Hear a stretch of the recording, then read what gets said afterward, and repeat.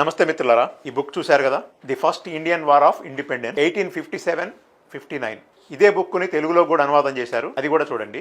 ప్రథమ భారత స్వతంత్ర సంగ్రామం 1857-59. భారతదేశంలో మనం సిపాయిల తిరుగుబాటు అని చెప్పే దాన్ని ప్రథమ భారత స్వతంత్ర సంగ్రామంగా నామకరణం చేయటమే కాకుండా పుస్తకాన్ని రాసింది ఎవరో తెలుసు కదా, దాని మీద రైటర్స్ పేర్లు ఉన్నాయి. కార్ల్ మార్క్స్, ఫెడరిక్ ఎంగెల్స్, వీరు రాశారు. భారతదేశాన్ని వలస దేశంగా పెట్టుకొని పాలిస్తూ 190 సంవత్సరాల పాటు బ్రిటిష్ వారు భారతదేశంలో ఎలా పరిపాలించారో ఆ బుక్లో రాశారు. ప్రధానంగా అందులో బ్రిటిష్ ధనస్వామ్యం భారత ప్రజల యొక్క చెమట రక్తమాంసాలను పీల్చి పిప్పి చేసి ప్రపంచంలో ఒక బలమైన దేశంగా ఎదిగింది చెప్పడం జరిగింది.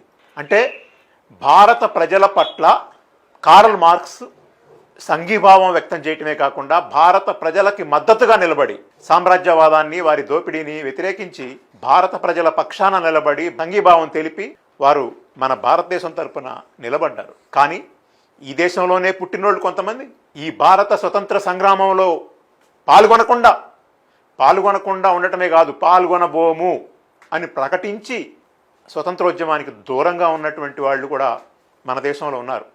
వాళ్ళు ఏమంటుంటారంటే మార్క్స్ విదేశీయుడు, ఎంగెల్స్ విదేశీయుడు, లెనిన్ మనోడు కాదు అంటుంటారు. కానీ ఈ దేశ స్వతంత్రోద్యమానికి ద్రోహం చేసినటువంటి వాళ్ళకంటే కూడా ఈ దేశంలో పుట్టకుండా కూడా విదేశీయుడు అయ్యుండి కూడా ఒక బ్రహ్మాండమైనటువంటి గ్రంథాన్ని భారతదేశానికి అనుకూలంగా ఆ రోజు ప్రపంచ ప్రజలందరికీ తెలిసేలాగా ఇంగ్లీష్లో ఆ బుక్కుని రాయటం ద్వారా భారతదేశ ప్రజలు ఏ రకంగా దోపిడీకి గురవుతున్నారో, బ్రిటిష్ సామ్రాజ్యవాదం ఎలా దోపిడీకి గురి చేసిందో ప్రపంచ ప్రజానికానికి తెలియజేసినటువంటి కార్ల్ మార్క్స్, ఎంగెల్స్ భారతదేశ భక్తుల, లేకపోతే ఈ దేశ స్వతంత్రోద్యమానికి ద్రోహం చేసినటువంటి వాళ్ళు దేశభక్తుల, ఒక్కసారి ఆలోచించాల్సినటువంటి అవసరం ఉన్నది.